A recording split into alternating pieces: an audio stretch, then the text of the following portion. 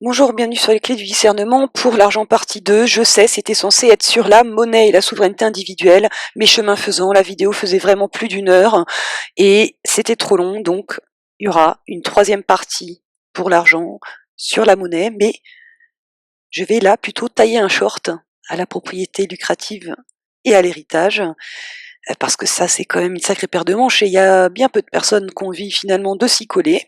Et moi j'aime bien tailler des shorts, c'est plus confortable en été, c'est mieux pour aller au potager que la mini-jupe, alors allez c'est parti.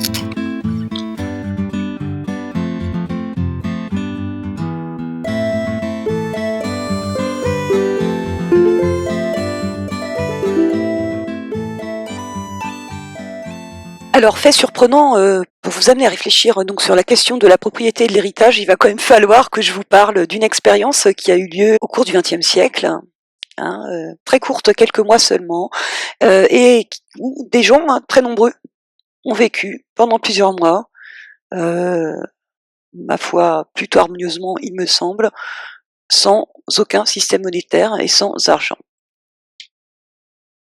Petit détour par l'Espagne, 1936. Donc il est bien évident que l'organe de propagande de la novlangue vous vend l'anarchisme comme étant un synonyme de chaos. Donc si vous croyez encore à tout ça, qu'est-ce que je peux vous dire? Je ferai de toute façon une vidéo spéciale sur les apports intéressants en termes de souveraineté individuelle, hein, que les pensées anarchistes, car encore une fois ce n'est pas un mouvement unifié, apportent. Et donc il serait vraiment plus qu'urgent de se saisir et de mettre en œuvre, hein, pas seulement de se masturber intellectuellement avec. Alors il s'agit de mettre en œuvre dans l'idée de localement, hein, par tout petit groupe, hein. Je vous parle pas de logique insurrectionnelle, je n'y crois absolument pas et de toute façon l'histoire nous montre que c'est le système peut même chercher à provoquer ça pour pouvoir avoir une totale légitimité à installer une dictature, faire débarquer l'armée, etc. Donc la logique insurrectionnelle de Ricazan et tout ça, personnellement moi ça me fait doucement sourire. Je, c'est de toute façon dans les clous. Euh, du système, hein, dualiste, d'activer des oppositions et puis ils sont de toute manière maîtres, hein, dans l'art de récupérer les révolutions et tout ce que vous voulez à leur avantage, hein. Donc c'est pas de ça qu'il s'agit. Si vous pensez que vivre sans argent à très nombreux, c'est une utopie irréaliste, mais comment tu peux bien y penser, hein, parce que tout le monde connaît justement, hein, l'ouvrage 1984 de George Orwell, mais apparemment personne ne connaît Hommage à la Catalogne de George Orwell, hein, puisqu'il a vécu lui-même ce moment historique de renversement du pouvoir en Espagne, hein, au XXe siècle, et la mise en place par le peuple d'une nouvelle organisation d'autogestion, et ça a duré plusieurs mois. Donc il ne s'agit pas d'un fait épisodique de rêve utopiste. En tous les cas, cette utopie a été vécue, et nous avons un témoin, George Orwell, qui le relate dans un ouvrage que personne ne va lire. Hein. Alors attention, hein, la France n'est pas l'Espagne, et puis nous ne sommes plus au XXe siècle. Il faut comprendre les raisons pour lesquelles ce qui s'est produit et que je décrirai un petit peu plus tard dans la vidéo a pu se produire. Hein. En Espagne, par exemple, la composition à cette époque-là de la population était très différente. Il y avait des très grands propriétaires terriens. La majeure partie du peuple vivait dans une extrême pauvreté. On n'était pas dans cette situation-là en France. À la même époque, en France, on était encore dans une structure de petites fermes autonomes, autarciques, etc. On n'avait pas dans les zones rurales cette situation déjà installée d'une classe populaire qui crevait vraiment la dalle. Euh, donc il y a eu du coup une structuration de la pensée politique extrêmement forte en Espagne, notamment avec la CNT, la Confédération nationale du travail, la mise en place d'universités populaires et une véritable finalement culture populaire qui s'est construite, hein, à travers voilà des échanges, la production de nombreux livres auxquels tous les membres du peuple pouvaient avoir accès pour accéder du coup à une pensée collective populaire et ensuite en arriver à ce qui s'est produit. Ce n'est pas imaginable en France. On a plein de petits propriétaires, etc. En tout cas, ce qui s'est passé là-bas, dans les assemblées populaires de village, ne peut pas se passer en France, hein, puisque même dans les petits villages en France, la plupart des gens sont des petits propriétaires et ça ne pourrait pas se passer comme ça. Alors comment ça s'est passé en fait après qu'ils aient botté le cul au maire, au curé? Eh bien, des assemblées de village ont été mises en place et bien évidemment, la plupart des gens ont remis en question la propriété des terres arables. Hein. Ils voulaient entre guillemets, collectiviser ces terres, les cultiver ensemble et redonner à chacun selon ses besoins. Donc attention, hein, il ne s'agissait pas de collectivisme à la mode communisme, hein, il s'agit ici là d'expérimentation concrète, hein, anarchiste. Hein, il s'agissait pas tout le monde pareil, plus de propriété privée, non, non, chacun chez soi, simplement on s'organise autrement pour produire ce dont tout le village a besoin et on redistribue chacun selon ses habiletés. Tu veux aller cultiver la terre, tout ça, ok, on s'organise. Toi, tu veux faire des conserves, ok, on s'organise. Donc ça n'a absolument rien à voir hein, avec le collectivisme communiste tel que on le connaît. Mais donc il s'agit véritablement d'une mise en place d'une gestion par le peuple et pour le peuple, hein, c'est ce qu'il y a dans notre constitution, soi-disant. Hein, à l'article 2, seulement faut bien voir comment l'article 3 annule immédiatement la souveraineté individuelle. Hein. Allez, je vais vous le lire au cas où vous l'aviez pas, vous ne la connaîtriez pas. Alors, article 3. La souveraineté nationale appartient au peuple, qui l'exerce par ses représentants et par la voie du référendum. Aucune section du peuple ni aucun individu ne peut s'en attribuer l'exercice. En tant qu'individu, tu n'as aucune souveraineté. Tu te soumets à la loi démocratique de la représentativité. Donc, simplement, voilà, le mensonge démocratique, si on l'a toujours pas vu, que le mensonge de la représentativité, que non, personne d'autre que soi-même, en tant qu'être souverain, ne peut représenter nos propres intérêts à notre place. Ça ne marche pas, ça n'a jamais marché, ça ne marchera jamais. Bon, alors revenons à notre petit épisode d'utopie concrète et bien réelle de quelques mois en Catalogne. Hein, donc, dans les assemblées de village, les grands propriétaires terriens, ils n'étaient pas d'accord. Ils n'étaient pas d'accord pour cette nouvelle organisation, où tout le monde participe à la production de ce dont tout le monde a besoin et ensuite, on distribue à la mesure des besoins de chacun. Ils n'étaient pas du tout d'accord, mais vous savez ce qu'ils se sont fait dire, c'est écoute, t'as le droit de pas être d'accord. Garde tous tes hectares de terre, ok, tu les gardes. Simplement, il y a personne qui viendra t'aider à les cultiver.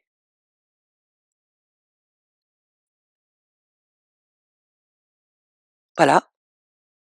Donc, ils ont été obligés d'être d'accord. Mais bon, après, ils ont fait débarquer l'armée, évidemment, pour foutre tout ça en l'air, réinstaller les maires, réinstaller les curés et réinstaller les grands propriétaires terriens dans leurs biens et dans leurs droits, de mettre en esclavage leurs semblables pour cultiver à leur place les ressources qu'ils se sont appropriées contre argent. Et comme ce sont leurs potes, enfin ce sont les mêmes qui contrôlent le système monétaire, c'est fait pour que l'argent que vous allez pouvoir obtenir de ce travail forcé ne vous permette pas de couvrir vos besoins primaires.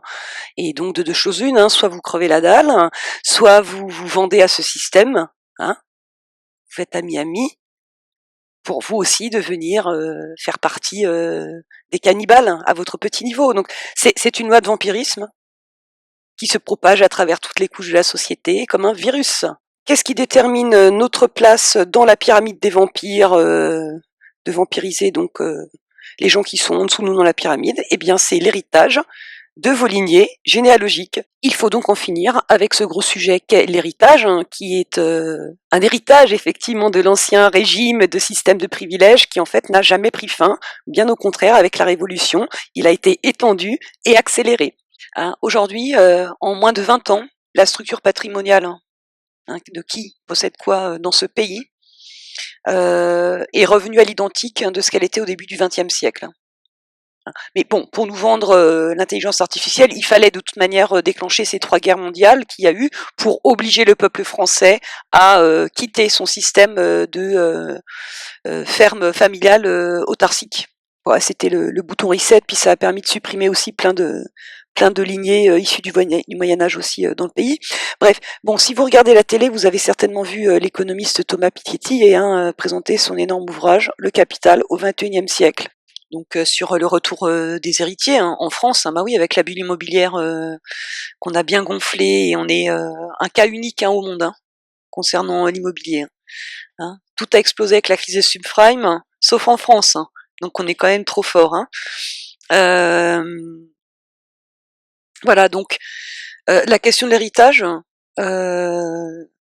c'est un gros sujet que apparemment pas grand monde est prêt à se palucher, à réfléchir dessus, mais c'est la cause principale de la reconduction, des inégalités sociales, de l'inégalité des chances. Donc le mythe méritocratique qu'on nous vend à longueur de temps, j'en sais quelque chose, donc c'est un mythe, c'est une illusion. J'accepterais de parler d'une quelconque méritocratie, le mot déjà est vraiment laid, mais bon, on ne pourra être en mesure vraiment, si on veut s'amuser à ça, à être encore une fois dans l'évaluation et la performance, s'amuser à mesurer le mérite comparé des uns et des autres, à la seule condition que toute chose égale par ailleurs, c'est-à-dire que l'héritage n'existe plus. Là, ça aura du sens déconstruire ce genre de petites règles si ça nous amuse. Moi, ça ne m'amuse pas du tout.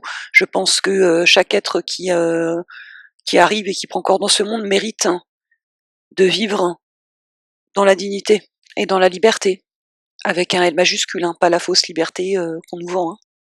Bon, avant l'ouvrage de Thomas Piketty, il y a l'Observatoire des inégalités qui avait déjà fait un article sur les rentiers, chronique d'un retour amorcé depuis assez longtemps, depuis en fait le début des années 50, mais avec un bon point d'inflexion au milieu des années 90, qu'il faut bien évidemment rapprocher des courbes de Jacques Frigit sur les prix de l'immobilier et la formation d'une bulle immobilière historique à cette période dans laquelle nous sommes toujours. Bon, comme toutes les bulles, elle finira de toute manière par exploser. Avec l'agenda Bluebeam, des territoires entiers de maçons seront laissés de côté.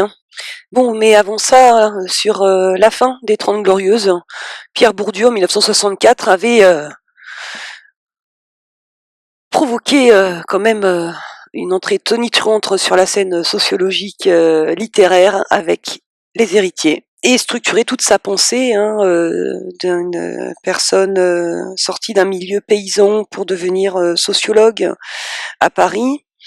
Son expérience personnelle a finalement fondé l'axe de toute une vie de recherche chez Pierre Bourdieu sur la question non pas de l'unique capital financier qui structurait jusqu'alors la pensée sociologique, mais également sur d'autres formes de capitaux, comme notamment le capital culturel qui s'hérite, se transmet, se construit, croît. Donc sur ces questions-là, en fait, de l'héritage et du capital, voilà donc un graphique qui commence à dater, mais qui est toujours vrai, donc issu des travaux de Pierre Bourdieu sur le capital culturel versus le capital économique. Il faudrait y ajouter en fait une troisième dimension qui serait le capital social. Ça a toujours été vrai, mais ça l'est encore plus aujourd'hui, n'est-ce pas, à l'heure des NTIC et des technologies high speed de communication, des réseaux sociaux et de popularité. Donc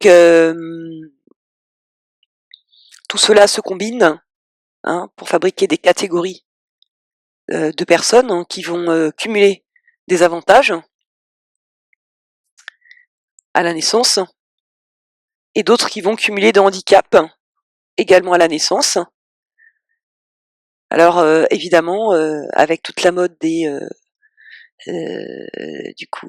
reality show là, TV-réalité, c'est quoi la télé-réalité, hein? C'est une proposition du système pour vous faire accumuler très très rapidement du capital social, dans l'espoir de pouvoir le convertir en capital financier. Après, il y a des règles de conversion aussi, hein, et donc si on regarde d'où sont issues nos chères petites élites, on constate que ce sont des gens qui naissent, hein, dans une situation de cumulard ou de cumularde de ces trois types de capitaux, hein, économique, culturel et social. Et il nous explique, hein, qu'ils sont méritants. Donc, eh bien non, hein. En fait, c'est même tout à fait le contraire. Voilà, réfléchissez-y pour vous-même, hein. Mais la seule période connue finalement de l'histoire où il était possible de convertir un capital culturel en capital économique, ça a été les 30 Glorieuses. Voilà. Il y a 30 ans comme ça dans l'histoire de l'humanité où effectivement, même en partant de zéro, si tu cassais un petit peu le cul à faire des études, tu pouvais convertir ce capital donc culturel en capital économique. Enfin attention, je parle uniquement du petit peuple français qui a eu effectivement l'opportunité, dans cette fenêtre de tir très courte, de sortir de sa condition rurale ou populaire, hein, parce que pour toute une autre catégorie de gens, hein, issus de nos colonies françaises, hein, et qu'on a fait venir ici pour reconstruire le pays qu'on avait détruit, ça s'est pas passé comme ça, hein. Pour eux, les 30 Glorieuses, hein, ça a été le bagne, hein.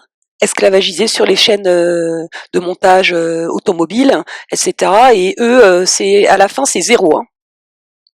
Hein, ils n'ont rien eu de ces 30 Glorieuses, hein, ces gens-là. Donc toute la classe moyenne, hein, des baby-boomers, hein, qui en ont plein la bouche de leur situation de petits rentiers et qui n'arrêtent pas de montrer du doigt les jeunes qui soi-disant seraient feignants, etc. Leur confort, hein, et leur situation de petits rentiers, hein, elle est assise sur l'esclavage de cette partie de la population issue d'Algérie, etc., qui est allée se tuer la santé sur les chaînes de montage pour leur construire des automobiles. Et tout un tas d'autres biens de consommation avec lesquels ils peuvent jouer dans leur dîner presque parfait pour se valoriser et se positionner par rapport à leurs voisins dans leur petit réseau social. Hein, donc je n'oublie personne, hein, dans ma pensée, dans ma réflexion. Toute la question finalement dans ce pays, c'est de savoir si les jeunes issus de cette immigration-là, de je sais plus combienième de génération, ils vont se laisser avoir par les discours insurrectionnels, hein, et révolutionnaires, ou bien s'ils vont se prendre en main en termes de souveraineté individuelle, hein, et faire une espèce de saut de l'ange, hein, avec d'autres personnes issues de parcours différents. C'est-à-dire que moi, ma vie, ça a été le HLM aussi, hein, donc je connais. Simplement, j'ai pas eu beaucoup d'affinité avec ces personnes-là, car c'était une population prédatrice, hein, pour moi, en tant que femme, hein. Donc, ce qui nous sépare, c'est le capital culturel, hein, qu'en effet j'ai hérité de mes parents, c'est le seul, hein, que je possède, et je suis tout à fait disposée à le mettre, à disposition gratuitement de qui veut bien s'en saisir. Donc, pour revenir sur ces questions de conversion des capitaux, hein, à partir des années 70, il vaut mieux naître donc avec une cuillère en argent dans la bouche, en platine ou en or monoatomique, genre, je sais pas, mais enfin, il vaut mieux hériter de capital économique et social que de capital culturel, hein. Voilà, vous ne pourrez rien faire de votre capital culturel, hein, s'il n'y a pas au moins un des deux autres capitaux présents, hein, pour pouvoir, avec les règles de cumulation à grande vitesse, vous propulser dans une réussite, hein, sociale, hein. Donc après, bon, bah, c'est toujours les mêmes questions, hein. Qu'est-ce que réussir sa vie, hein? Ah, voilà, grande question existentielle, rhétorique, spirituelle, tout ce que vous voulez. Donc toute personne qui dans sa vie se retrouve dans une situation de transfuge bourdieusien, hein, c'est-à-dire d'aller dans un environnement social qui ne correspond pas à son milieu culturel d'origine, va se trouver confronté à ce que Bourdieu appelait de la violence symbolique. Donc le phénomène des parvenus, hein, je ne sais pas si tout le monde sait ce qu'on appelle un parvenu, hein. Pourquoi ça porte un nom? C'est justement parce qu'il est visible que la personne ne maîtrise pas les codes culturels, hein, de la classe à laquelle elle accède, hein, par l'argent généralement, la réussite économique, et que ça la rend ridicule, hein, aux yeux des héritiers de ce capital culturel, qui eux sont nés dedans. Donc, en mimant ce capital culturel, ils en deviennent ridicules, mais c'est bien ce qui prouve, d'une part, son existence à ce capital culturel, son côté opérant, hein, très concret dans les relations sociales, et la source de violence qu'un tel capital provoque. Hein. Et donc les parvenus essayent d'éviter la violence symbolique en tentant de mimer tant bien que mal une origine de classe qui n'est pas la leur. Hein. Après, c'est toute la question de la honte de ces origines, etc. De nos jours, ce sont les époux Pinson-Charlot, sociologues, qui produisent le plus d'études sur ces questions-là, sur les riches. Je crois que leur dernier ouvrage s'appelle La violence des riches, et où ils exposent à nouveau cette question de la violence symbolique, et donc dans un logage de sociologue, on a une lecture, un premier niveau de lecture sur ce que l'on connaît aussi sous le terme de contrôle mental et programmation mentale de masse par le symbole. Donc petit aparté encore, finalement, les féministes, qu'est-ce qu'elles disent, qu'est-ce qu'elles pointent du doigt, même si la plupart d'entre elles n'aiment pas Pierre Bourdieu, elles pointent du doigt le fait que nous vivons dans une culture qui, du fait qu'elle est androcentrée, phallocrate, patriarcale, etc., exerce une violence symbolique permanente à tous les endroits, absolument partout, des hommes à l'égard des femmes. Donc nous vivons dans un système de privilèges multiples qui s'additionnent, et la théorie qui permet de penser le mieux à ces sujets, c'est l'intersectionnalité, inventée par la féministe noire Kimberlé Crenshaw. Mais je consacrerai une vidéo spéciale à cet outil. Mais je vais vous décrire simplement l'utilisation, l'usage, la manière dont je comprends cet outil, qui est l'intersectionnalité. C'est que si la violence symbolique, c'est un concept sociologique qui permet de décrire une certaine dynamique entre différentes catégories sociales, l'intersectionnalité permet d'en comprendre la déclinaison de cette violence symbolique au niveau extrêmement fin des relations inter-individuelles. Alors voilà la définition actuelle qu'on trouve dans le Larousse du privilège. Dans la France de l'Ancien Régime, droit, avantage exclusif possédé par un individu ou un groupe par concession royale ou par droit de naissance. Avantage particulier considéré comme conférant un droit, une faveur à quelqu'un ou à un groupe. On peut décliner comme ça, enfin, vous avez compris l'idée, c'est que ça se rattache quand même à une situation qui n'a rien à voir avec le mérite. Donc il y a 3 grands privilèges, très très opérants aujourd'hui dans notre monde. Le premier, c'est le sexe, visible, identifiable immédiatement, c'est-à-dire le genre, la classe sociale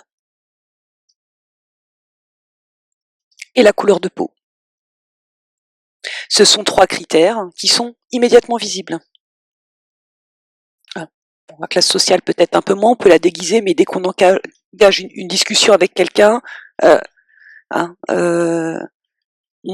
voit assez vite ces 3 critères-là, on les situe immédiatement chez une personne. Et tout ça se combine à fabriquer un ensemble en fait de situations de privilèges pour les personnes qui n'ont pas à faire l'expérience en fait de la violence symbolique. Par exemple, moi, je ne peux pas, comme beaucoup d'autres youtubeurs qui sont des hommes, je ne vais pas pouvoir dire la même chose qu'eux en m'agitant devant la caméra. Ok, pour une femme, dire certaines choses, c'est risquer sa vie. Un mec peut dire les mêmes choses sans risquer sa vie.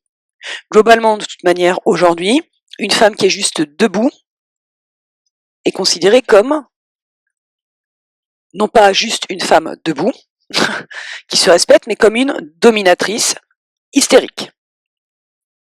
Donc, si vous êtes un homme, ça c'est le genre par exemple de choses avec lesquelles vous n'avez pas à vivre, vous n'avez pas à faire. Et il y a comme ça 1 milliard de choses pour ce qui concerne le genre, que vous en tant qu'homme, vous n'avez jamais eu à vivre et que vous n'aurez jamais à vivre. La liste est illimitée. Et pareil pour les autres critères. Quelqu'un qui ne sait pas ce que c'est que d'être né en HLM, pour qui Il y a un certain nombre de préoccupations comme ça, il l'a jamais eu, il peut pas tellement. Il peut comprendre intellectuellement, mais il l'a pas vécu, donc il sait pas ce que c'est. Hein. Et idem pour la couleur de peau. Alors, une personne qui est blanche, il y a une situation qu'elle n'aura jamais à vivre, ou très rarement, ou pas de la même manière qu'une personne non blanche. C'est lorsque vous rencontrez des personnes que vous ne connaissez pas, d'avoir à répondre systématiquement à la question « Ah mais t'es de quelle origine ?» Et ouais. Vous savez quoi, ça, dans la durée, ça pèse. À la fin, quand on commence à se respecter, qu'on fait un vrai chemin de souveraineté, c'est une question à laquelle, en fait, on n'a pas envie de répondre. À quel titre un ou une illustre inconnue qui vous croise pour la première fois dans une soirée s'autorise à poser cette question? Et si vous vous amusez à lui retourner la question à cette personne, vous voyez tout de suite que elle le prend mal. Hein. Et c'est là, c'est toujours pareil, hein, c'est quand on refuse de remplir des attentes implicites, invisibles, hein, que ces dernières deviennent très concrètes, très visibles. Hein. D'où l'intérêt de refuser de se soumettre, hein, parce que du coup, il y a tous les égouts en fait qui remontent à la surface. Alors dans l'exemple, c'est quoi l'auteur nauséabonde? La personne dominée est supposée accepter, et avec le sourire d'ailleurs, parce qu'attends, on s'est intéressé à toi quand même, on a bien remarqué que tu n'avais pas la même couleur de peau que tout le monde, et on vient de te demander, en fait, tiens, ah c'est trop cool, tu viens des îles Vainet, hein? Même dans ces processus-là, qui peuvent passer pour être bienveillants, positifs, se joue un jeu de domination. Quand on est un être souverain, on se pose la question, mais tiens, au fait, est-ce que j'aurais même envie de répondre à cette question? On a le droit de ne pas répondre à des questions. Hein. Simplement, on voit bien que l'état dans lequel ça met l'interlocuteur, votre refus de remplir cette attente, fait apparaître le fait que cette personne dispose d'un privilège et qu'elle entend bien continuer à en jouir au seul prétexte que vous portez sur votre corps certains critères qui l'autorisent à vous poser ces questions. C'est-à-dire une violence qui prend d'ailleurs toujours la forme du point de vue du triangle du drame où le persécuteur s'intronise en tant que victime. Et donc là, je viens de vous décrire le processus que suivent tous les discours d'inversionnite ou de renversionnite, comme en France on a maintenant les femmes dominent les hommes, mais aux États-Unis c'est bon, il y a un peu trop de noirs qui réussissent, donc ça y est, les noirs dominent les blancs et les hommes blancs sont en voie de disparition. Hein. C'est faire passer des cas, si vous voulez, individuels ou marginaux pour une catégorie sociale, quoi. Bon, donc c'est une sociologie inversée. Hein. Je sais que c'est très en vogue la psychologie inversée, basée sur la PNL, etc. Mais bon, là dans ces processus-là de construction de discours, c'est ce que moi je qualifierais de sociologie inversée. En tous les cas, donc, ce système est maintenu et perdure par l'ingénierie sociale de points aveugles chez les personnes du troupeau de moutons qui détiennent ces privilèges et qui vont de ce fait exercer une violence symbolique au sein de la population sans que les élites elles-mêmes n'aient à s'en charger. Elles ont plus qu'elles à contrôler la monnaie et le langage et la population fait le reste. C'est ça qui s'est passé dans la transition entre l'ancien régime et post-révolution française. Hein. C'est ça le cœur de la manipulation qui leur permet de diviser pour mieux régner et de rester, de gérer en fait complètement dans l'ombre et de déléguer la violence qui est la leur, eh bien à l'ensemble en fin de compte de la population, à une catégorie de la population, en l'occurrence les hommes et de couleur de peau blanche, lesquels vont aller faire chier, entraver la virilité socialement construite des hommes non blancs, qui, le vivant mal, vont essayer de récupérer leur truc sur les femmes. Donc c'est, vous voyez, c'est ça, le triangle du drame fractal. Hein. Il y avait une petite BD de Claire Bretéché, comme ça, j'ai pas réussi à la retrouver, elle était très drôle. Et puis bon, la personne qui est au dernier maillon de la chaîne, en fait, qui est dans la situation la plus faible, elle a plus personne pour gagner quoi que ce soit. Alors soit elle s'échappe par le haut, par la spiritualité, soit elle crève, comme c'est ce qui est en train d'arriver, par exemple, pour les femmes amérindiennes au Canada. Donc pendant ce temps-là, en haut de la pyramide maçonnique, on danse. On est tous des hommes blancs, très riches, et on fait la pluie et le beau temps dans le monde, et on cisèle le langage de manière à ce que surtout, ils ne regardent jamais dans notre direction. Parce que ces gens-là, eux, par contre, ils sont très très conscients de cumuler tous les privilèges, contrairement à la bande de moutons qu'ils manœuvrent pour qu'ils se battent entre eux pour conserver des lambeaux, des petits bouts de privilèges, mais qu'on a pris le soin de renommer des droits. Et oui, c'est ça, la prestidigitation qui a eu lieu, messieurs, dames, entre l'ancien régime et le nouveau régime. Hein. Comme ça, le vrai cœur des privilèges, lui, il est encore plus caché qu'avant. Avant, il était trop visible avec attends le roi soleil et tout, il en a un peu trop fait. Alors, on va se retrancher, et on fabrique un nouveau langage qui invisibilise totalement les critères de ces cumuls de privilèges, car non nommés, jamais nommés, exclus du langage. Hein, on ne parle pas de blanchité ou de blanchitude. On parle tout le temps de population racisée. On ne parle pas de virilité violente ou d'hommes violents. On parle de femmes battues. On ne parle pas d'hommes violeurs ou violents. On parle de femmes violées ou victimes de viol. Du coup, toutes les campagnes nous montrent des images de femmes battues ou de femmes violées. On n'a jamais l'image de l'homme violeur et de l'homme violent. Ah oui, s'il fallait leur donner un visage, on serait vachement emmerdé. Hein, on risquerait de découvrir la vérité, quoi. On serait obligé de se rendre compte que ah non, c'est pas un monstre, c'est Monsieur Tout le Monde, bien sous tout rapport, bien installé à tous les niveaux de la société, et que finalement, ce qui explique tout ça, c'est bien une certaine structure sociale et familiale avec l'autorité du père. Et ouais. Eh bien, on serait obligé de se rendre compte que c'est ça la source du problème et du phénomène de pédophilie généralisée d'État, qui utilise en fait le fardeau du pénis de certains hommes dans le troupeau de moutons, qu'on pourra mettre en pâture à la vindicte populaire, comme ça dans les tribunaux maçonniques, et comme ça nous, on s'était caché. Hein, n'oubliez jamais, ce sont des prestidigitateurs, on parle bien de magie noire, mais la prestidigitation et l'art de la magie, c'est de détourner l'attention de l'observateur ou de l'observatrice, pour qu'ils ne comprennent pas les ficelles.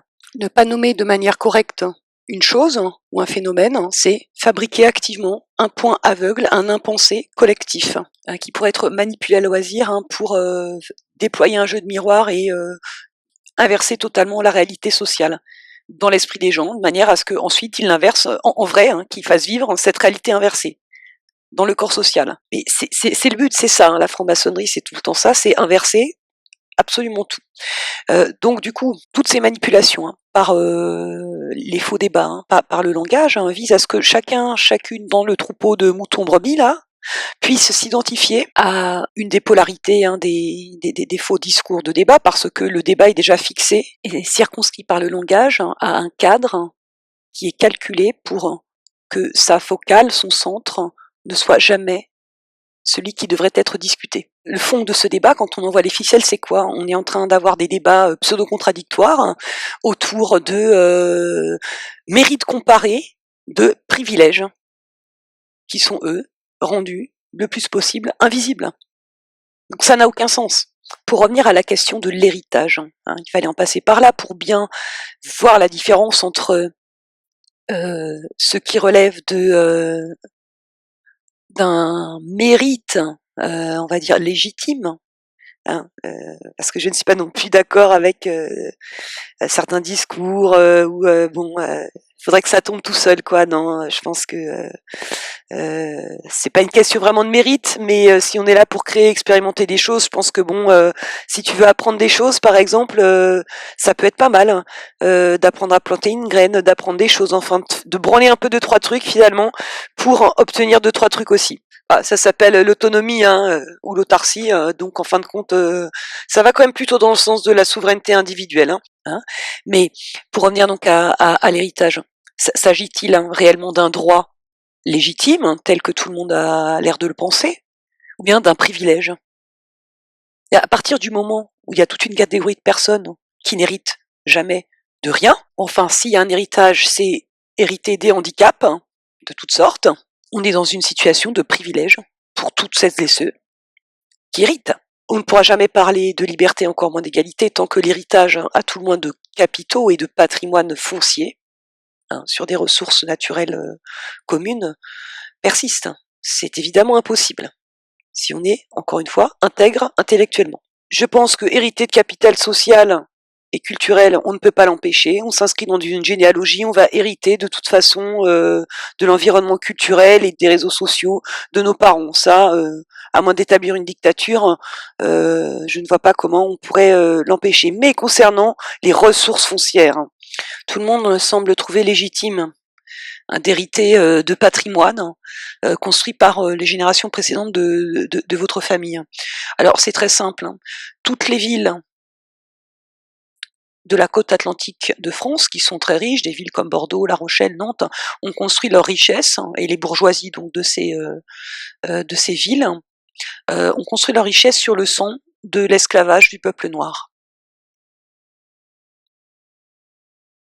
Si vous pensez qu'il est juste pour vous d'hériter de cela, c'est votre problème. D'une façon générale, si vous pensez qu'il est juste pour vous d'hériter de patrimoine construit sur le travail d'anciens membres de vos lignées, c'est que vous pensez aussi du coup qu'il est juste que toutes les personnes qui s'incarnent dans des lignées pauvres et qui n'ont rien devront travailler 2, 3, 4 fois, hein, ça dépend en fin de compte du moment où ils arrivent, plus fort que vous, pour arriver au même point, ou voire en dessous. En d'autres termes, hein, si on croit qu'il est juste d'hériter, c'est qu'on croit qu'il est juste d'être bien né, et du coup ça veut dire que on pense aussi que c'est juste qu'il y ait des gens qui soient mal nés ou moins bien nés que soi. Et on revient dans le mythe méritocratique, et que donc tout travail mérite je ne sais quoi, alors je vais travailler, donc on est dans un système d'esclavage depuis des millénaires, hein. Donc le travail c'est de toute façon de l'esclavage, hein, et donc plus rien ne tient debout quand on interroge même la notion de travail telle que nous la connaissons sur cette planète depuis les Sumériens là. Parce que pourquoi il existe le travail? Eh bien c'est pour nourrir des élites, hein, pour qu'il puisse y avoir des élites qui ne travaillent pas. Et la manière qu'ils ont de toujours nous vendre finalement le fait qu'ils restent en place, c'est de faire semblant de nous donner des droits, de faire semblant de donner à une catégorie de la population l'espoir que eux aussi pourront un jour un peu être un peu comme les élites et avoir aussi le droit d'exploiter son prochain, ou plus pauvre et plus indigent que soi. D'une manière générale, le fait de la propriété privée sur des ressources naturelles est aberrante. Nous avons une histoire violente et guerrière. Il y a bien peu de chances pour qu'un patrimoine qui soit hérité ait été ce qu'on appelle un bien bien acquis. Pour moi, il est clair que la propriété privée est vraiment quelque chose à interroger, et que à peu près toutes les propriétés aujourd'hui sont des biens mal acquis, à un niveau ou à un autre, des lignées généalogiques. L'autre aspect, c'est que c'est aussi une très bonne manière qu'ont les familles de contracter en fait des dettes karmiques, et de faire tomber sur une branche, par exemple, de l'arbre généalogique, tout le merdier. À force d'explorer ma propre histoire et de discuter avec d'autres personnes, je pense même qu'il y a une sorte de stratégie de construire des lignées en miroir, hein, et en gros, il y a une lignée sacrifiée qui sert de poubelle karmique à l'autre. Donc tout ça est quand même très merdique, hein, c'est le moins qu'on puisse dire, et encore une fois sataniste. Si on veut échapper en plus de toute manière à ces choses-là, on s'aperçoit que ouais, la meilleure manière de vivre sur une telle planète, hein, avec ses ressources, c'est très certainement le nomadisme et pas la sédentarité qui ramène avec elle toute une collection de problèmes, hein. Tout ce que vous n'avez pas sur place au moment où vous vous sédentarisez, eh bien il faut de la technologie, hein, pour le fabriquer, pour le faire arriver jusqu'à vous. Donc avec la sédentarité arrive tout le reste, hein. Le commerce, les problèmes de pollution environnementale, de déséquilibre des écosystèmes locaux, enfin tout. On la connaît, la pression des promoteurs immobiliers, hein, pour faire des lotissements de construction sur des terres arables, hein. J'ai appris récemment que l'achat de terres agricoles est en fait un énorme système d'évasion fiscale pour les plus riches et pour les professions libérales, hein. Vous voyez ce que ça donne? Hein. C'est vraiment un processus de privation, hein, du peuple de ses terres nourricières. Bon, donc tant que le peuple se laissera contaminer par des discours, des langages, conscience planétaire invasive, des élites qui débarquent, etc., il sera incapable finalement de s'auto-organiser localement entre elles, nous serons victimes hein, de ces phénomènes où une partie de la population va conspirer effectivement pour s'approprier. Est-ce que le peuple, l'immense majorité des gens, ne sait pas gérer, ne sait pas s'organiser à gérer ensemble? Donc, sur la question de l'héritage, je vais résumer, histoire que ma pensée soit claire pour tout le monde. Commençons par la propriété privée. Je pense pas qu'il soit possible d'abolir la propriété privée, parce qu'en termes de souveraineté individuelle, il y a un problème. Hein, on a chacune besoin d'un territoire délimité, c'est un besoin primaire, donc je pense que c'est nécessaire d'avoir un espace à soi et qui est adapté aux différentes phases de vie que l'on traverse, parce que quand on a 20 ans ou 40, on n'a pas les mêmes besoins. Hein. Mais après, pour tout ce qui concerne donc la propriété privée lucrative, à mon sens, elle est plus que questionnable. Elle est à tout simplement déconstruire et détruire. Hein. Alors, pareil, à chacun d'y réfléchir, hein, chacune d'y réfléchir. Donc, quant au phénomène de transmission, je pense que bon, les capitaux culturels, sociaux, tout ça, bon, ça se transmet, c'est comme ça fait partie de notre expérience d'incarnation, dans des lignées, des histoires particulières, singulières. Par rapport aux objets, finalement, l'héritage, il est intéressant de mon point de vue pour une seule chose, c'est qu'est-ce qui se passe dans les héritages. Chacun est obligé de faire un petit peu sa constellation familiale. Malheureusement, ça sert pas vraiment à ça, à faire progresser individuellement les gens, à faire en sorte qu'ils fassent un travail sur eux ou sur elles pour se détacher de tout ce qu'ils n'ont pas eu, tout ce qu'ils n'ont pas reçu, tout ce que ceci ou cela.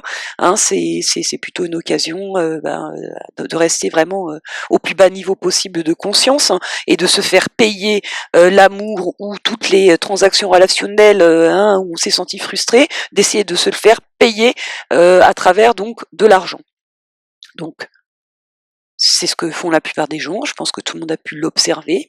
Ça, c'est dommage, ils pourraient en faire un autre usage de ces histoires de succession. Mais c'est à peu près le seul intérêt qu'il y a, et donc en fait il n'en a aucun puisque les gens ne l'utilisent pas pour le seul intérêt valable selon moi. Donc il faudrait purement et simplement le supprimer. Je parle bien sûr de tout ce qui parle des patrimoines fonciers, immobiliers.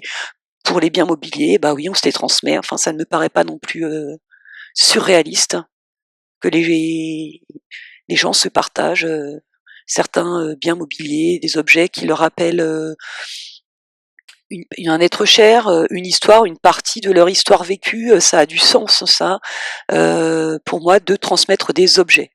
Mais transmettre du patrimoine foncier et de l'immobilier ou des valeurs mobilières, c'est-à-dire de l'argent virtuel stocké sur des comptes, des portefeuilles d'actions et que sais-je, eh bien non.